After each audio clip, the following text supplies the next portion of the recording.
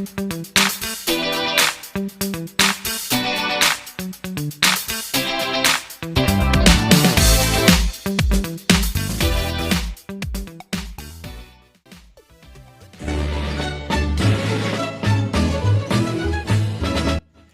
music of the lowlands can be described as Western-influenced music, for the people in this area were easily influenced by the Spaniards.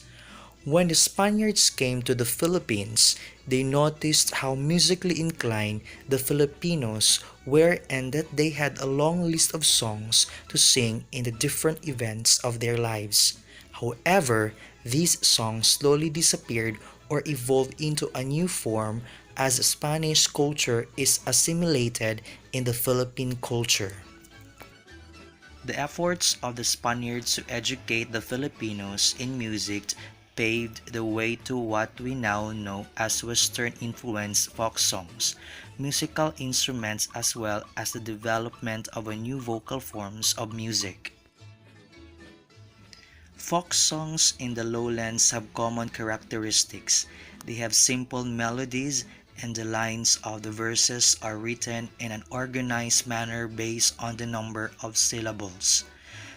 They are written either in a major or minor key. They have simple structure or form. They are written in double or triple meter and they are often harmonized or accompanied by a guitar. The following are some examples of folk songs handed down through oral tradition from generation to generation. Magtanim ay di biro, liron-liron sinta, paro-parong bukid, pamulinawin, and dandansoy. What is vocal music? Vocal music is a genre performed by one or more singers, with or without the instrumental accompaniment to focus on the singing. It features song words called lyrics. What is folk song? A folk song or folk song is the traditional and collective music of a town, a province, or a country that uses simple melodies and harmonies. It is an old song of unknown authorship. A folk song is handed down orally from many generations and is widely known throughout a nation or a smaller community. The melody is syllabic, usually one note to a syllable, in single-line development and in double or triple meter.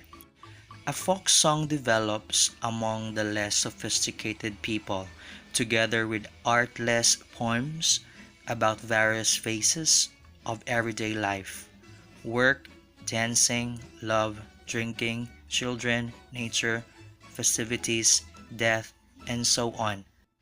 For the Filipinos, it marked every stage of their life, from birth until burial or death. Bahay Kubo, a traditional Filipino folk song depicting a small hut with a variety of vegetables surrounding it. Folk songs may be accompanied by a guitar with simple key structure and chord sequence. And now class, let's sing the song The Bahay Kubo.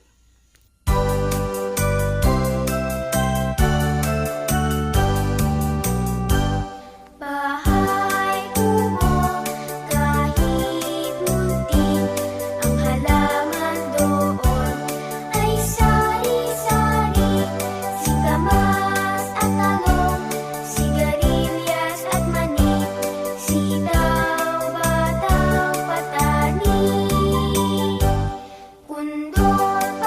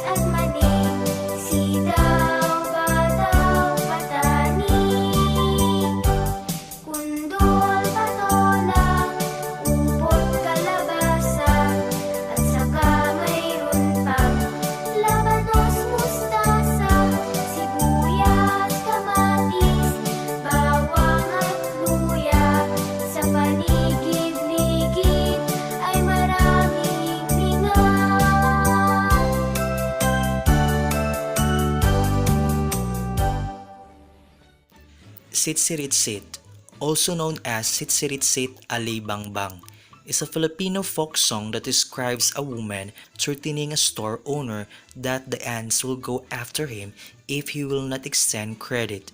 It originated way back Spanish colonization. The lyrics suggest the ordinary life during the time. And now class, let's sing the song Sitsiritsit Alibangbang.